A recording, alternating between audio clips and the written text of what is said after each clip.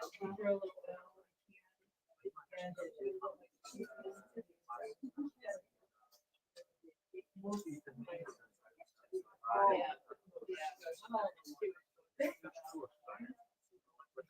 once you're in September, that's October 19th.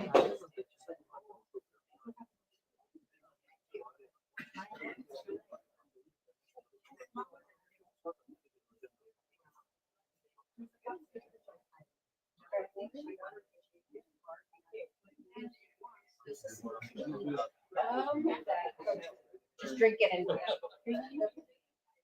It's ginger lemonade. All right. Everybody ready? Yes.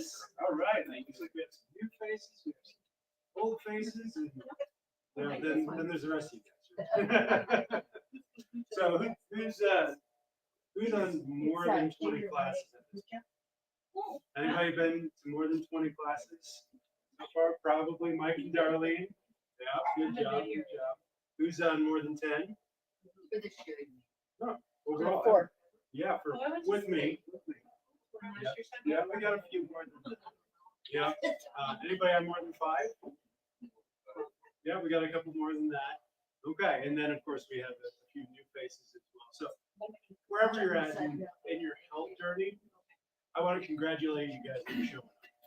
Because no matter what step you feel like you need to take, at the beginning of the night or at the end of the night, the first step you have to take is the first step. You have to show up, right? Anybody ever buy a gym membership, never show up and get the results you're looking for? No. Yeah, you go the first week. Yeah. Well, the first 5 minutes of the first week is right. We're not going to make any changes in the first 5 minutes, but I did want to welcome you all here. This is outside of my classes on the nervous system. This is probably the most important thing. When we're looking at the gut, we're looking at really the backbone of how everything in your body works. And so we're going to be diving into this fairly deep. And so if you have questions, I know there might be some questions. We'll probably get to it because we're going to start, at the basic level, and then we'll just kind of expand from there. So hold your questions for the end. Write them down on one of the pieces of paper that we gave for you. And we'll have a Q&A session at the end to answer your specific questions. And then if you end up with a question that's specifically about you and it's health information that you really don't want to share with anybody else, just ask myself or Cheryl to schedule a time for you, and we'll definitely do that. So tonight we're doing Beyond the Bellyache. We're diving into decoding our digestive health. You guys will see the importance of this if you haven't already. But before we get to that, for the new people, I'm Dr. Jake Tucker. I'm the owner of the clinic, so if you have a complaint, bring it to me, right? Everything falls on me. I've been doing this for about 10 years, and actually, a week from, what is today? Today's the 21st. Yeah, really in about a week, we'll be celebrating our 8th anniversary here in Lincoln. So this is pretty cool. We get to celebrate our birthday. But between me and Cheryl, we have about 5 decades of experience. So you guys can do the math. 5, 10, Jesus. A few more than 10. 20 as a nurse on the floor, and then about 20 teaching as well. And so I'm going to give a lot of the really technical stuff to her because she's got more experience doing that. But we're going to dive into not just how things work and what the problems are, but ultimately I want to send you guys out tonight with solutions. And so we'll talk a lot about solutions as well. Our mission, we're part of a group of over 250 offices across the country called Max Living. And really what we want to do is we want to transform the way that people view and manage their health and really start at a root cause level. In the biggest area, whether we're talking about digestive health, heart health, neurological health, it starts with understanding what health is and what it is not. And our healthcare system, does it get it really right or really wrong? Wrong. Why? Because we focus on the symptom and addressing the symptom as opposed to addressing the cause and coming up with a solution. And so we have to understand what health is in order to do that. And that starts with understanding this function chart over here. So for people watching online, I know you can't really see it, but health is a state. According to the World Health Organization, New Orleans Medical Dictionary, health is a state of 100% optimal function and the ability of your body to heal mentally, emotionally, physically, and spiritually. But when you rely on how you feel to determine what you do about your health, you wait until you've lost at least 40% function before you get your first symptom. And then you end up in the emergency room with a heart attack because that's the number one most common symptom of heart disease, and heart disease kills more Americans than anything else. And your survival rate for that first heart attack is just 50%. And so we're setting ourselves up for failure when we rely on our symptoms to determine our health. And so what we're going to be talking about in some of these pictures that I've drawn on the board are really focused on addressing the function behind your digestive health or lack thereof. And so we're really going to get into it tonight. But this is the premise behind where we're coming from. If you don't get this or you don't agree with this, none of the rest of this is going to make any sense. Why would we talk about the microbiome, and why would we talk about probiotics? Why would we talk about prebiotics or postbiotic metabolites? Things we'll get to in a minute. Why would we talk about that? Well, it comes down to this and how this all functions. So let's start with what is the amazing digestive system? Any ideas? I'm kind of clueless too. No, I'm kidding. No, it's a tube. It's a tube. It starts here, goes, and then out here, right? And it's really amazing. The inside of us is very much like the outside of us. You know, even at a cellular level, we're looking at epithelial cells that are designed to protect us from the bad stuff, but also let the good stuff in, right? You think about skin and how it keeps out, you know, all these different viruses and bacteria and pathogens that are in the air, and most of it doesn't get into our blood cells through our skin. Same thing is true on the inside. We have this protective barrier here.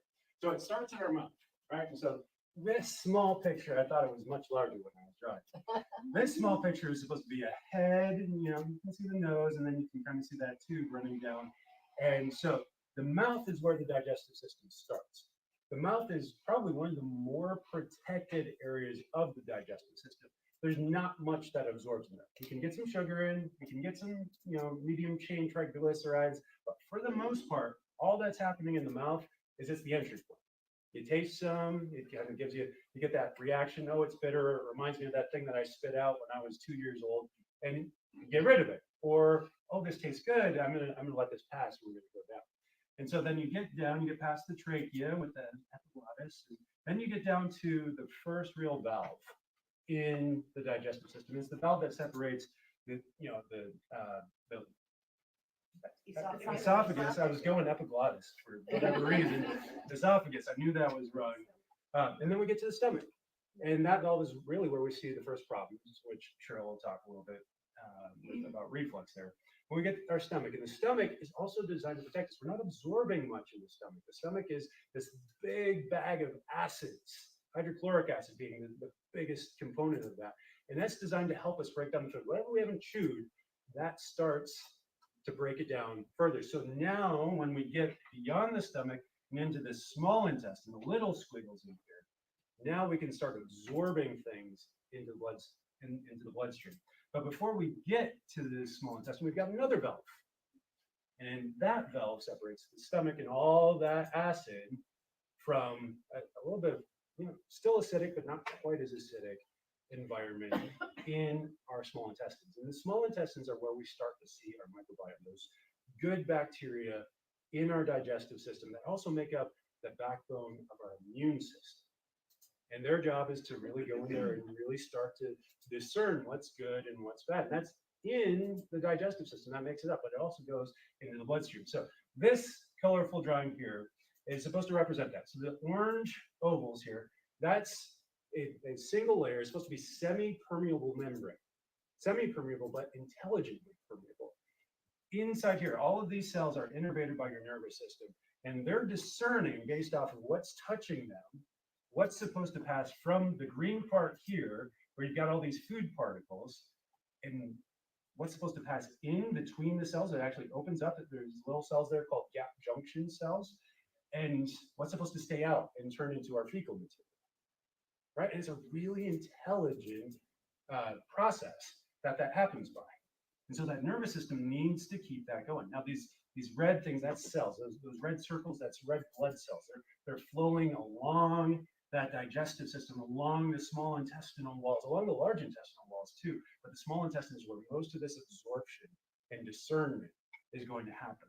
And so we get these large chunks. They're still being broken down. Some things don't get broken down until they get into our small intestine. Things like fats really need to get to that bile from the gallbladder and from the liver to be able to dump into the small intestine and do that. Pancreatic enzymes, your pancreas that drops off digestive enzymes into the small intestine right at the top so that you can start breaking down some of those other components that the stomach acid isn't designed to do. So it's still breaking it down, and you've got three parts of this that this all happens in. But the further down we get, the more good bacteria we're supposed to have. The higher up we are, the less of that good bacteria, because it has a lot of that stomach acid is killing that good bacteria as it leads in to the digestive system, to the small intestines. And then ultimately we get to the large intestine where not much absorption happens. There's still some, but you're mostly getting just a little bit of water and the last little remnants if your body still needs something. It's basically forming your fecal material at that point. That's the main job of that large intestine as that food descends and then exits out. That make sense? Did I lose anybody in that process? What is that? What is the long line? This? Yeah, what is that? So this is supposed to be the small intestine. The small. So we've got the blood vessels running along, and then there's actually a green part here that I drew really small. That's supposed to be the mucosal barrier. That's part of that lining of the small intestines. That's that semi-permeable membrane. It helps protect and create another protective layer there. So not just everything flows freely through that. So I'm going to come back to that. So it is important that we understand that. So if you have any questions about that, that's definitely good. Good to know. So what is a microbiome? Well, I kind of covered that. It's the bacteria, not just in our small intestine, not just in the gut, but everywhere on our body that make up really more of us than even human cells. We have approximately 6 billion human cells and approximately 70 billion bacteria that make up our microbiome. So by really just simple math, we are more bacteria than we are human. We are more bug than we are human. And so it's at the root of that immune system and immune health to have a good, healthy microbiome. Now, you guys hear about bacteria and viruses also make this up, and also yeast makes this up. There's a lot of different things that make up our microbiome. There's people isolated and call it microbiome, or this internal milieu of particles and nanoparticles, but it's really, it's supposed to be this ratio of certain bacteria to other bacteria. Kind of like we talk about omega-6s and omega-3s being in right relationship. These bacteria also need to be in right relationship with each other. And this comes into play when we talk about small intestinal bacterial overgrowth. But this is super important. A lot of people will get sick because they have an unhealthy microbiome. There was a study done about a decade ago on kids that go to preschool and kids that don't. And what they found is that kids that go to preschool and are exposed to all these bacteria and all these viruses and all this stuff that we want to protect them from as parents, they actually end up with healthier immune systems and have lower cancer rates as adults. Isn't that crazy? Yeah. So the more bacterial exposure you have, the healthier your immune system gets, even though you might have more coughs and sneezes and colds and sniffles. So we need that microbiome to be healthy. Did you have anything to add on microbiome? Okay. So good bacteria are essential. I would even say bad bacteria are essential as well, but you want them in far, far smaller amounts to keep that ratio right. You don't want to get the poop bacteria in the top of the digestive system. That's a bad ratio there, no matter what it is, because there's certain places that these need to be as well. And so if they start traveling to other spots, that's where we get ourselves in trouble. And that's where a lot of these diseases that we now have vaccines for used to be so prevalent, because we were being exposed through horses and poop just being dumped into the streets. And a lot of these diseases were far more prevalent in getting into our water. So good bacteria are essential and actually help to combat the bad bacteria. I had a patient, I was hoping she would be here tonight, but she was becoming allergic to all these antibiotics, but she had to have a hip surgery because her hip kept getting infected over and over again, and she had this big bursa that needed to be removed. And so this bursa, she was really worried about it because she knew it was already infected a little bit and it was going to get infected more because of the surgery. She's like, what do I do, Dr. Dick? I can't take the antibiotics because I get sick from the antibiotics. It's going to make it worse. It's going to take me longer to recover. What do I do?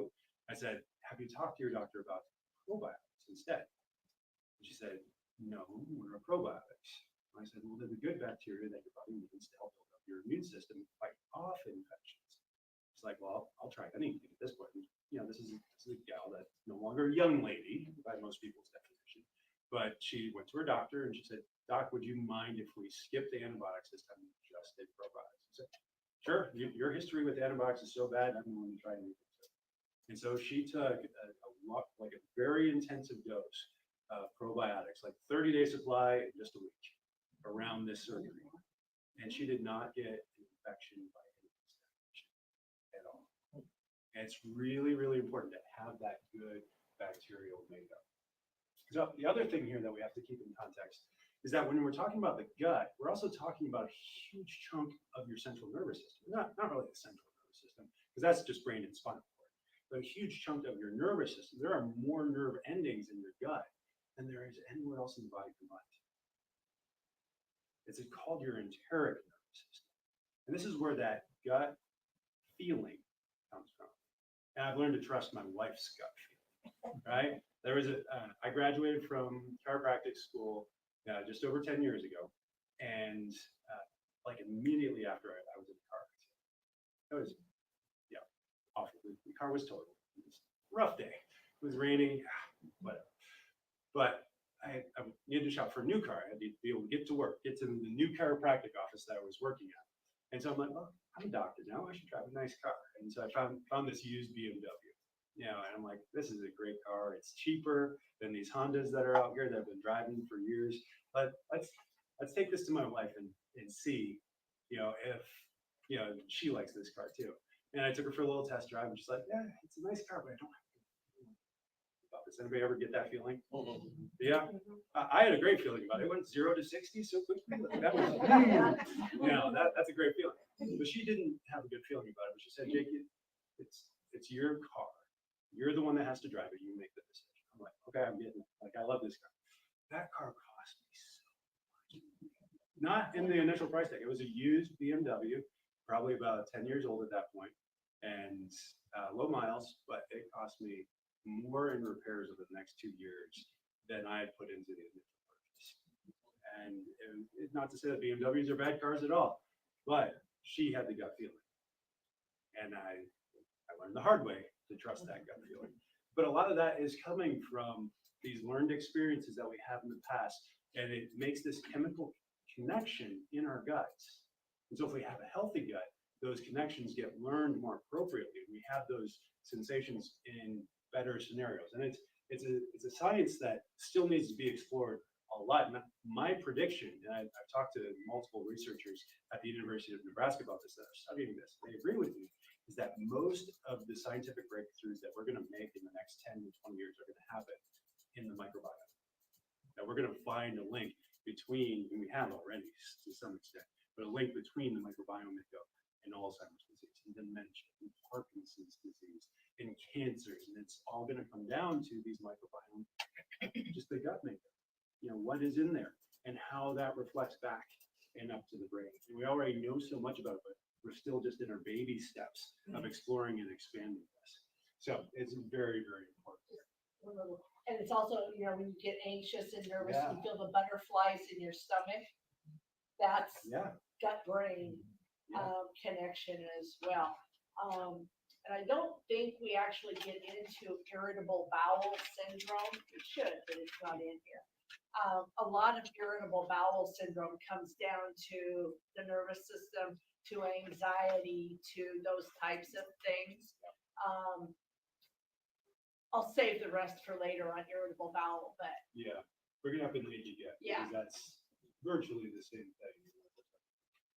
So gut health and the immune system. So we see this very specifically. When your gut health starts to suffer, your immune system starts to drop. And I know some of you have experienced this very personally. It's like you start having these weird bowel movements, or you start having an upset tummy, or you get gassy and bloody, and then all of a sudden you're getting sick all the time. And that's a very direct link. I think I said this already, 70% of your immune system is in your gut. And so if the gut's not healthy, then your immune system can't do what it needs to fight off some of these, whether it's foodborne illnesses or things that we breathe in, because it starts in that gut. So, and we've known this a long time too, so who knows who Hippocrates is? Hopefully a few of you, you're either in the profession or you've been to enough of my classes. We talked about it. He's considered the father of medicine. There's an ancient Greek, almost philosopher, but a doctor that we get a lot of our information from. And he said, and he observed, and he was doing early cadaver research, all diseases begin in the gut. Is that true? Does that play out? Well, more research needed, because as we're opening up the microbiome, we're realizing how many of these diseases that we didn't think had a connection to it are linked to what's going on in the gut. And we believe, as part of Max Living, one of our 5 essentials is that nutrition is at the core and the root of all function. Just like the nervous system is, just like your mindset is, just like fitness is, and just like toxicity or staying away from toxins is. So we definitely have to look at diseases there.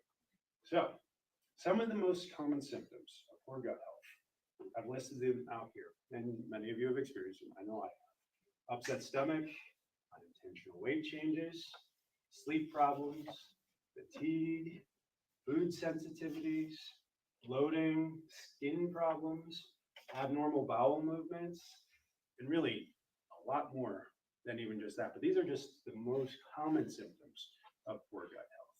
It really could be anything. I've had people with poor gut health and it's related to their back pain. How does that happen? Well, we'll get into the nervous system with that. Well, let's get into some of the more common digestive disorders. So I'll hand this off to Cheryl.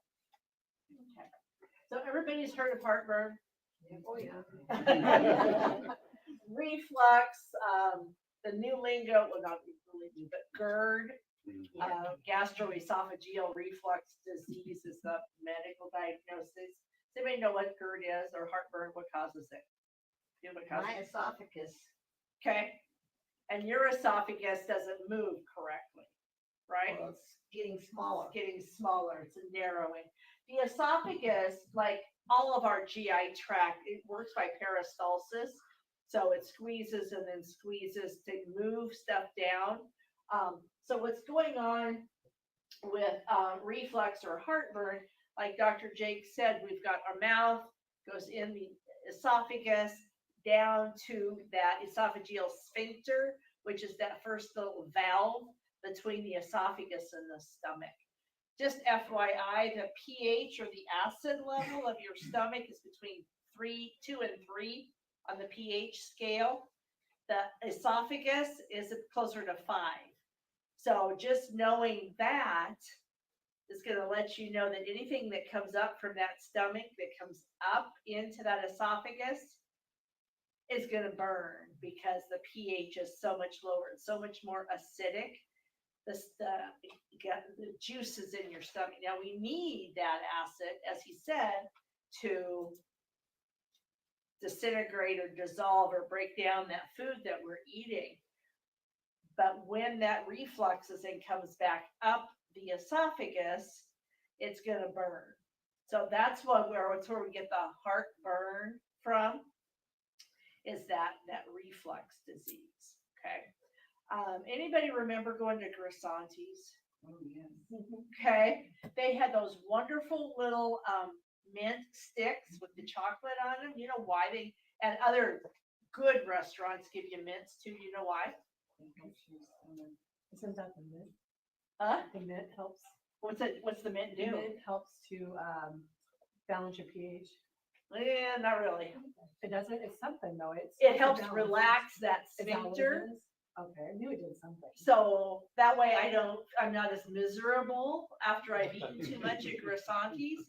So I'll come back again. That's kind of Wasn't it though? It's a bad thing, because if that sphincter relaxes, what happens? I got more chance of that reflux. Okay. So if you have problems with reflux, stay away from the mints. They tell me to prop my head up at night so Yep. it won't come back up. Right. That's gravity. You're using gravity. It still does. Yeah. it depends on how weak But that I don't sphincter want is. to have to go down my esophagus and give me a Botox shot. Right, right, because Botox is gonna kill that sphincter, But paralyze That it. much At the end of my esophagus looked like a little snake curl. Yep, yep. Is that And- your, what is it, valve or? Yeah, Is it the end of it's, your it's the end of the esophagus. People can actually get a disease, it's called Barrett's esophagus. And that's where those cells have to change. If I have a lot of reflux over time, those cells, instead of being eroded away, they're gonna form that protective coating to try to help prevent the erosion. And then that's part of what's the narrowing. It's called Barrett's esophagus. That narrows, that forms more strictures, so then it's harder to get food down. It can also turn into cancer if it's not dealt with easily. Can you explain the Nancy and what did it do? They relax that esophageal sphincter. Interesting. Yeah. Yes, okay. Well, it is if you have any reflux problems. It's ingenious because that way, after I've eaten, I don't feel so bloated because some of that can come back up. It's just gases. Yeah. Yeah. That makes sense. That's why they put peppermints in a bowl too. Yep. Just thought of that. Uh-huh. Yeah, a lot of places will say, hey, you want a mint? You want a mint? So it wasn't just the little candy mints that was bringing me back. It was because I didn't feel miserable after I ate too much. But okay, leaky gut. So kind of alluded to what leaky gut's going on over there. A year or so ago, I think when we did something similar, I brought in a piece of cheesecloth and I brought in a coffee filter just to kind of demonstrate the differences between what a normal healthy gut should look like, what can get through the coffee filter versus the cheesecloth. And a whole lot more stuff got through that cheesecloth. So that's your unhealthy gut lining thing, because things are leaking through that we don't want to leak through. Okay.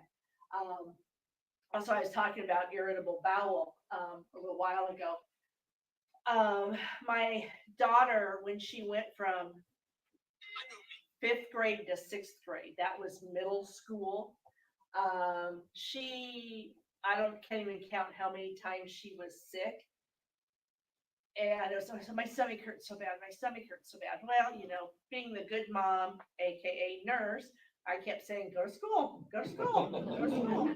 Well, it got to be a real battle. I finally took her to the doctor, and, being whatever she was, 11, 12, something like that, we didn't have any pediatric GI doctors. So the family doctor said, let's just treat it, thinking maybe it's irritable bowel and see if that helps. Okay. So put her on a fiber pill and take it twice a day. And that was enough to keep her bowels regular so that she didn't get so constipated. And that helped her anxiety quite a bit. It took her, now I will say, she's a smart girl, but it did take her about 6 or 7 years to figure out she should plan ahead. If you know something's going to disrupt your schedule, start taking those fiber pills in advance. So she went to summer camp. I said, start taking them ahead of time, because otherwise she'd come home sick. She goes to wherever she went, grandma's house. Good, fun time. You wouldn't think that'd be a lot of stress, but it was a change in her brain. And so she would get sick at grandma's house until we started 3 days in advance taking these pills, and it's all just fiber. I mean, if she would have changed her diet, it would make a difference too. But, when you're 12, 13, 15, even to this day, and now she's she's over 30. So she still is taking those, and she takes them more regularly if she knows she's got a stressful event, even a happy event, but something that's a change in her schedule. Okay. Ulcerative colitis. I'm gonna kind of put that with Crohn's disease because they're very, very similar. Ulcerative colitis and Crohn's disease are autoimmune diseases. What that means is my immune system has gone kind of wacky and it's behaving differently. It's fighting against something. We're just not real sure what it's fighting against. Rheumatoid arthritis is an autoimmune disease. Lupus is an autoimmune disease. Type 1 diabetes is an autoimmune disease. It kind of gives you an idea of what some of these autoimmune diseases are. These two, ulcerative colitis and Crohn's, attack primarily the gut, the GI tract, not the gut, the GI tract. Ulcerative colitis starts in the rectum and it moves up the GI tract in a continuous motion, leaving ulcerations, or it erodes away at the lining of the GI tract, the bowels, the rectum, the small intestines, the large intestines. Okay. Crohn's disease can start anywhere in this long tube from here to here. Okay. Most of the time it starts in the rectum or in the anus and moves up, but it's not continuous. We call it what we call a cobblestone appearance. So you'll have an area that's perfectly normal looking in appearance, then you'll have an area that's full of ulcerations. Both of these can lead to bloating, diarrhea, pain, blood in the stools, because as those ulcers get larger, they're going to erode into the bloody tissue, the blood vessels that are surrounding, provide perfusion. Okay, so those are, again, autoimmune diseases of the gut. SIBO, again, Dr. Jake kind of alluded to this one, small intestinal bacterial overgrowth. Again, we need some normal, good, healthy bacteria in our gut to help break down our food, to dissolve, to disperse what we need, but we can get too much of a good thing. Okay, and that's what SIBO is too much of those good bacteria. What else? Yeah, what goes in must come out, absolutely. If you've watched any of these videos that we've had playing, the one with where you talk about the choo-choo train, does anybody remember that one? Couple of you. So, and the lady that's talking, she said her husband is fascinated by trains, and if you get 3 trains coming into the train station every day, but only 1 train leaves, you get a backup of trains. Same thing, if I eat 3 meals a day and I only have 1 bowel movement a day, I'm going to get a backup. Okay, so she's getting at that, is using that as an analogy that we really should be having more than 1 bowel movement a day if you eat more than 1 a day. What is the bowel movement? Your poop? Okay. So like 2 times better than just one? Yeah. One is not enough? A day, like 1 time, it's not? You should be more, but it really depends on your diet, your exercise, how much you're eating. And like I have issue now with my kid, like he literally goes once every 3 days. Oh, that's a problem. Yeah. We need to work on increasing his fluids, try to get more fiber in. I'm sure he's active. He's just a small kid, Oh. he just eat cookies. That's it. Oh, it is. That's part of the problem. That's part of it. Yeah. So types of poop. As a nurse, most people don't ask you what your poop looks like, but a nurse does. And when we talk about, if somebody has had surgery, a lot of times we'll say, are you passing gas? Well, they'll say, yeah, I'm belching. I said, no. That's not good enough. I said, it has to come out the bottom end or it doesn't count as passing gas. Okay.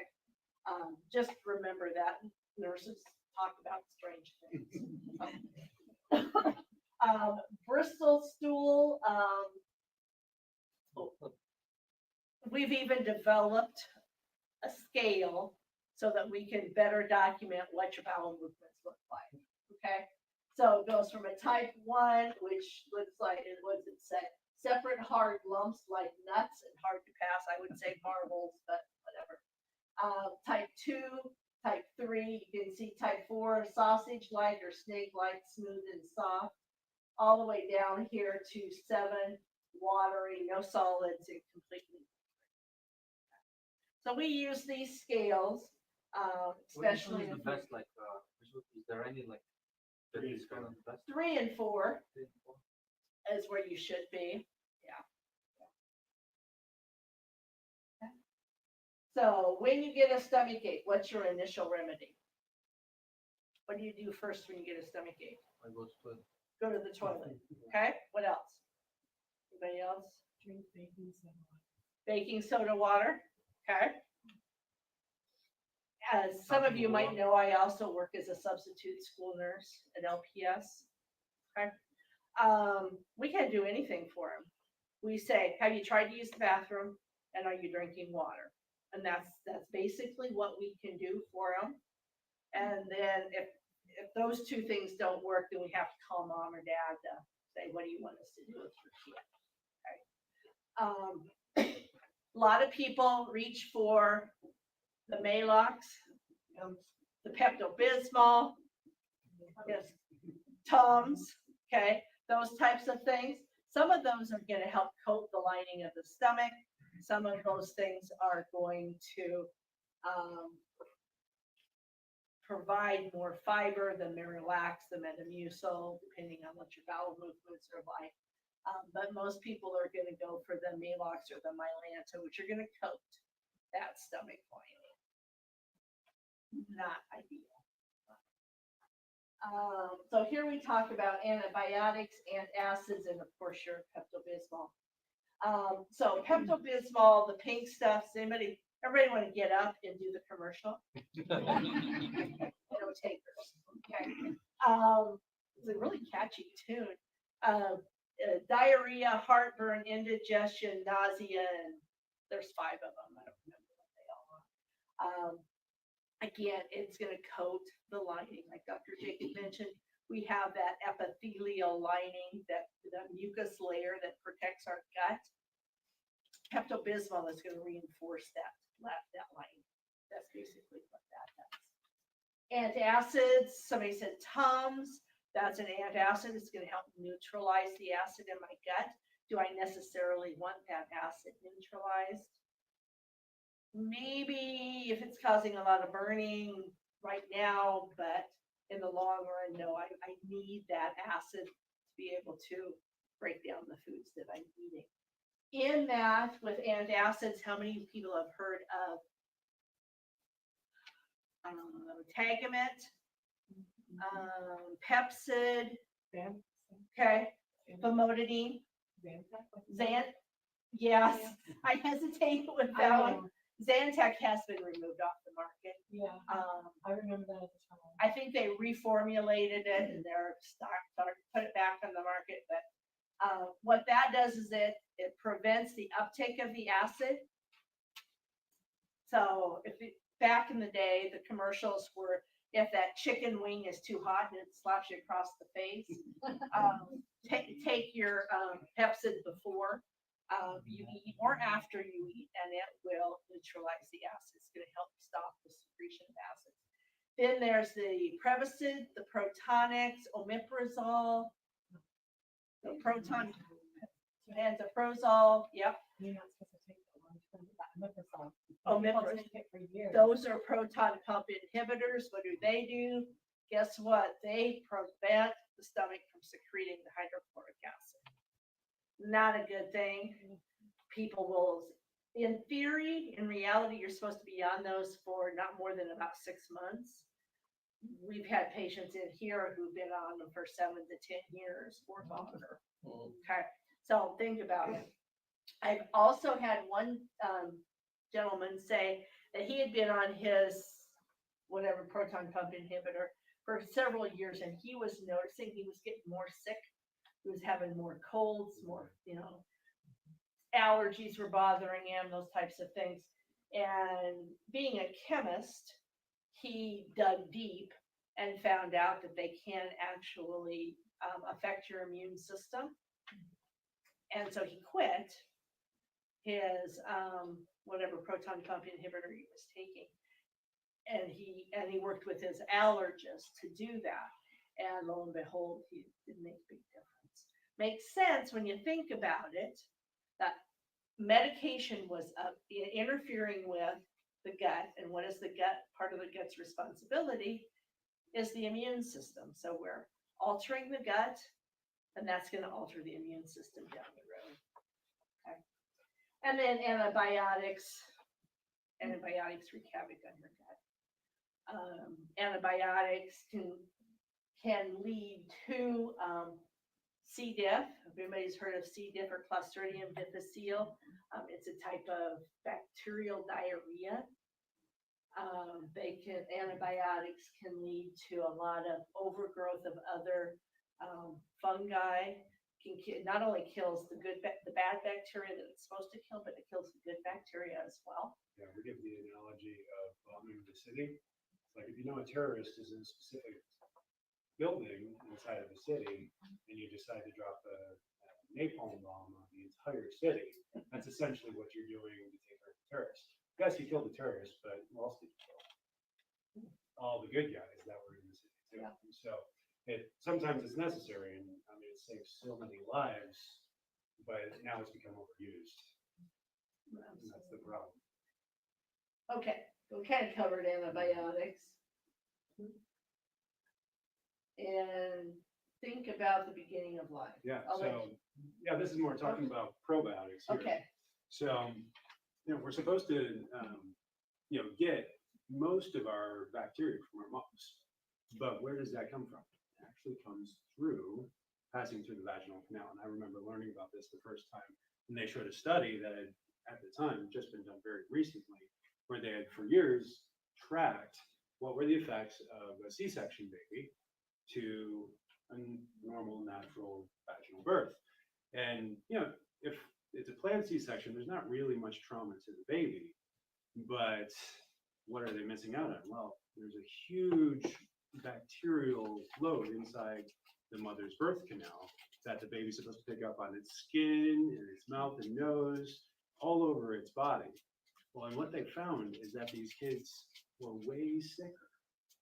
Their microbiome, their immune system was suppressed, and their microbiome was way different on these kids that were the C-section births versus going the natural way.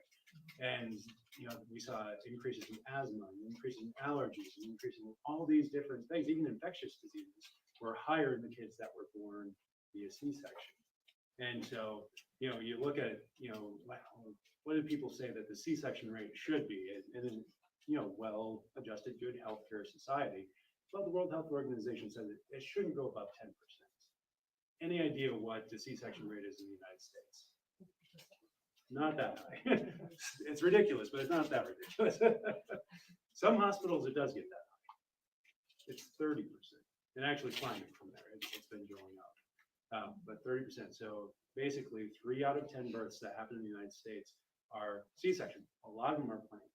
Most of them are not emergencies. And that comes down to really the schedule of the doctor and the convenience within the hospital. When you can plan it out, it just makes it easier to do. So almost a third, or maybe now, because I haven't looked at the stats recently, but it could be as many as a third of our babies are missing out on that huge bacterial wash that they're supposed to be getting to help build their immune system from day one. And then what do they get afterwards? Well, moms are given antibiotics on top of that, right? Especially if they test for, what's the thing that they test for? What's that? GBS. Yeah, and so you're getting tested for different things that you have present in your body, and if you have them, well, you get antibiotics on top of that. So now we're killing everything that mom has, whether you're having the natural birth or not. And then we start seeing issues on baby skin. And what does the skin do? Skin reflects the health of the gut, right? We said it's a mirror oftentimes with the way that it's set up. Well, there's a direct connection here, and your skin will actually show you the health of your gut. If you're getting breakouts and patches on your skin all over, we know that there's a problem in the gut, and babies are getting this eczema and these patches and these rashes. They're getting yeast infections. And oftentimes it's because that microbiome has already been attacked, been bombed, right? We bombed the city with these antibiotics. And so we're getting eczema as a result. So other side effects of antibiotics, digestive issues, bloating, fungal infection, yeast infections, nausea, skin problems, and the list goes on. And really, as a society, what did we do the last 4 years? Did we focus on building our immune systems, or did we isolated and we attacked any living anything? Microorganism, could be fungus, could be yeast, could be parasite, could be virus, could be bacteria. We attacked all of it. We wiped our grocery carts with Lysol. You know, we were pumping hand sanitizer into our hands to kill all the bacteria, good or bad. And what did we see? That the United States, who used more of this stuff than anybody else, had really bad survival rates for COVID, one of the worst amongst the industrialized nations, and our immune system health went down, and our life expectancy went down, and hasn't come back up where everybody else's has bounced back up. So we got to start thinking about this differently. We got to start thinking about this from a cause and effect perspective. Now, I'll let you talk about antacids because you understand. Well, actually, you did. I already did Yeah, talk you about covered the that. acids. So side effects. So this is actually pretty key. So you prevent that acid from forming, right? You do that long enough, and all of a sudden, vitamin B12 specifically has a hard time absorbing. So you develop, what is the anemia called? Pernicious Yeah, anemia. pernicious anemia. And even if it's low enough levels that you never detect the symptoms of it, it'll eventually lead to dementia. So it's not just upset stomach and I have to go to the bathroom more often. It's like big stuff that we're really concerned about as we head into our retirement phase of life. And so we have to make sure that we're not relying on this stuff to suppress it, right? Not only does it affect the immune system, it affects Just a brain little. health again. Your gut actually has something called intrinsic factor that is required for your body to break down the vitamin B12 that you put in your mouth. So if I'm gonna go eat a big juicy beef steak, it's got a lot of vitamin B12 in it, my body can't do anything at all with that B12 unless I have an intact gut and I have intact intrinsic factor. So those people who have problems with their guts, don't have enough intrinsic factor, tend to have to get, medical treatment would be intramuscular injections or shots in the behind of vitamin B12 every 4 to 6 weeks. Okay. Again, by taking the antacids, by taking some of those other quote unquote GI medications, we're suppressing that intrinsic factor, which is again leading to, and B12 is essential for nerve function, and that's why it leads to dementia as well. What's the alternative? Natural solutions. So we got a lot of stuff, and we're going to cover the solutions here. Do you want to jump into advanced plan real quick? Okay, so the advanced plan, as most of you know, we have 2 different nutrition plans that we teach and we talk about. We have the core plan, or your basic nutrition plan, and then we have the advanced plan. Another nickname for the advanced plan is the healing diet. So when you started, you got a book that had a long laundry list of, if you have any of these diseases or symptoms, you should try the advanced plan. So there's 3 rules to the advanced plan. Good healthy fats, which are avocado, coconut, and olive. Those are your good healthy fats. Good healthy sources of protein, but moderate intake of protein. So by that, we're talking grass-fed, grass-finished beef.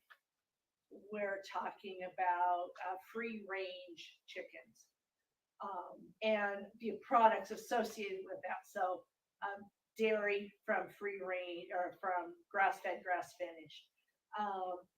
chicken or cheese from those, eggs from free range chickens, and then seafood, wild caught as opposed to farm raised. Okay. And then, so point number 1 is good fats. Point number 2 is moderate protein, but healthy sources of protein. The third one is eliminate all grains, all sugars. The fruits that are acceptable on the advanced plan are organic berries, organic Granny Smith apples, and then lemons, limes, and grapefruits. All the rest of the fruits will raise your blood sugars because they're so sweet. So those are not included on the advanced plan. And then all grain, like I already said, all grains are off the board. Even the oat milk? Huh? Oat milk also? That's not included in the advanced plan because that's a grain. Yeah. Vegetables are fine, and I always tell people, unless you're born and raised in Nebraska, corn and potatoes are not vegetables, okay? They're starches. So eliminate those from the advanced plans. Yeah, so that's the main thing. The other two things here, GI replace. This is our probiotic prebiotic mixture. And so this is something that I've added as just a daily essential, and then apple cider vinegar. But we're really going to dive into all 5 essentials here and how they heal the gut. So the advanced plan is kind of at its core. If you're having any of those issues, if you have leaky gut, if you have SIBO, if you have any of the consequences of those conditions, the advanced plan is where we go. That's where we start. If you're not willing to do the advanced plan, I'm sorry, but probably not going to make much progress. You have to be willing to change what you're putting in your body if you want your body to heal. So we have to be able to do that. But there's other areas as well. But the big one there is nutrition. So there is a proper diet for this. And the advanced plan is that, what should we be giving babies? Well, we should be giving them breast milk. Breast milk is perfectly designed to sustain and grow a human being.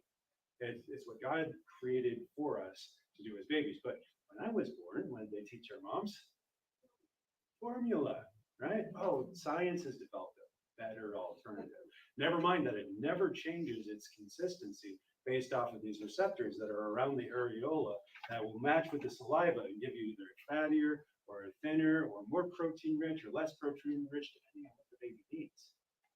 Breast milk is always changing what's inside of it to match what the baby needs. It's the perfect drink for babies. Now, no babies in the room. I'm not preaching to anybody here, right? But what did we miss the boat on?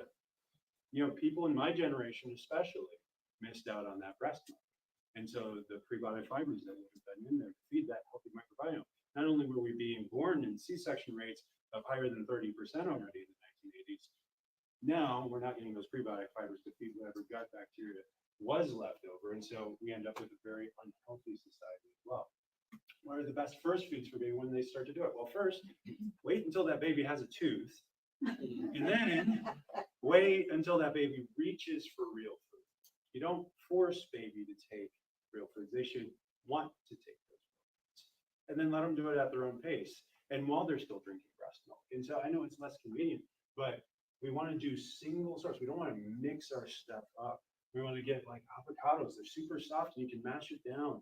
And you can even put it in little chunks and baby can learn how to chew on something that's soft and can gnaw it up. Sweet potatoes, not raw sweet potatoes, of course. You want to cook the sweet potatoes, mash it up, whip it up, but not adding anything to it. You want to be able to identify if this baby is having a food sensitivity or allergic reaction. And berries as well are a great source. Of course, you might want to cut them in half and make it a little smaller so that baby can get used to that consistency as well. But that's not what we do, is it? We want to give them formula and then we put cereal in it. Why? Because it makes baby sleep better. Because that's the most important. Babies have to sleep better. Never mind that they might be upset by introducing grains into their digestive system right away. And grains are very inflammatory, especially the way that we make them here in the United States. And so this leads to a lot of GI issues down the road, even if baby's sleeping better in the short term. So traditional food, first foods for baby, rice cereal, oatmeal, and baby food don't actually have much as far as nutrients, and we're giving our babies big cups or bowls of this stuff, and they're grabbing it, and they've got the spill protector, and they get their little hand, and they put it in their mouth, and they're dribbling it down into their car seat, and the dog's eating it out of their car seat, but they're not actually getting nutrients into their body. Yeah, they're learning how to eat, but it's not a healthy choice. And this is how we're doing it, because this is the more convenient way to do it. And this is what they're teaching pediatricians to tell patients to do. We should be doing real foods for babies and introducing them one at a time. So, what are the top 5 gut destructive foods? Let's run through this. Number 1 is gluten. So, we talked about leaky gut. We didn't talk about what caused leaky gut.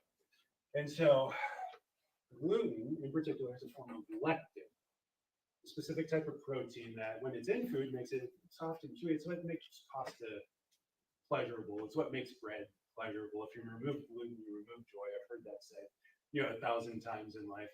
But it's not true, because gluten actually, what it does is it activates a component in your digestive system called zonulin. And zonulin, when it's activated, it actually attacks these gap junction cells between these epithelial cells. So now we don't have that protective layer anymore. Now it's just everything's getting into the bloodstream. Well, what's in the bloodstream? Got white blood cells. What are white blood cells there to do? They're actively part of your immune system. They're not passively part of your immune system. They're looking to seek out invaders and destroy them. And they're really good at their jobs. Again, we're fearfully and wonderfully made. So we break that down, and all of a sudden now we get these big chunks of food that before they couldn't get into the bloodstream. Now they're going into the bloodstream. And your immune system says, oh, hey, this chunk of tomato, this is an invader. I'm not used to chunks of tomato. So let's learn about this thing. Let's attack it. Let's start attacking it. Let's learn about this thing, what makes it up, and get rid of it. So the first time, you don't notice it. The second time it happens, it gets in your blood supply, you don't notice it again. The third time it happens, now you're getting a little bloated. And maybe a little extra gassy, you get a little puffed up stomach. There's more blood going to that area of your body. It's attacking more viciously what's going on. And so over time, this develops into a food sensitivity. Now let's say you're doing this with chicken, right? You get your chicken bits, and it's got this breading on top of it, and it's so crispy and delicious, but that zonulin got activated, and that chicken bed is getting into your bloodstream. Now the white blood cell will recognize these protein chains. Well, what are those protein chains? Those protein chains in chicken or beef or seafood, very similar to the protein chains you find in muscle. Or it gets a cartilage chunk, and it's very similar to joints. Or maybe you get a little similar protein chain in the digestive system itself. Now the immune system starts recognizing, hey, these protein chains are elsewhere in the body. And now we don't just have leaky gut and this bloating and uncomfortable bowel movements more often and a little bit runnier than they're supposed to be. Now we have an autoimmune response because your immune system has attacked itself, the body that's supporting it. And this is how this happens. This is how it builds up over time, and it gets worse and worse the more you expose yourself to these things. And these food sensitivities lead to these autoimmune responses. This is why so many people in our culture are sensitive to gluten. Now, in our society, in America, what do we also get a dose of with our gluten? Glyphosate. Sugar too. But glyphosate I mentioned specifically. Why? Because it works like zonulin to attack the gap junction cells. Now we've got two attackers breaking open the gut lining, and those big things that aren't supposed to be getting in and our immune system's not supposed to be reacting to, all of a sudden it's being reacted to. And so we have to make sure we're avoiding the foods that are getting sprayed with this stuff, but we're also making sure that we're getting as little gluten as possible while our guts are still healthy. Once it's gone, then we have to eliminate that completely until it heals up. And unfortunately, because gluten is so active in creating more zonulin reactions, once it's already gone, it may never come back. So you have to be careful with gluten. Number 2, damaged fats. We mentioned this, getting those healthy sources of fats. But where are damaged fats? What is a damaged fat? Processed foods. Processed foods. So if you walk into the grocery store, what percentage of food there is actually real food? The things that they sell you that are supposed to be food, what percentage do you think 70%. is real food? No, about 20. Yeah, 30, roughly 30% is real food. I heard that. I Yeah, was thinking that. you answered the opposite question. Yeah. Yes, but yeah, roughly only 30%. And where do you find that food? The real food is on the outside. The fake food is on the inside aisles. Now, there's some exceptions, of course, right? But in general, depending on the grocery store layout, you find the real food in the produce, the meats, and the freezer section. Now, you get to the freezer section, you get into some more messes with, the fake foods or the processed foods. But what they do is they take that processed food, and because the fats are so much cheaper to make when they're extracted from really seed oils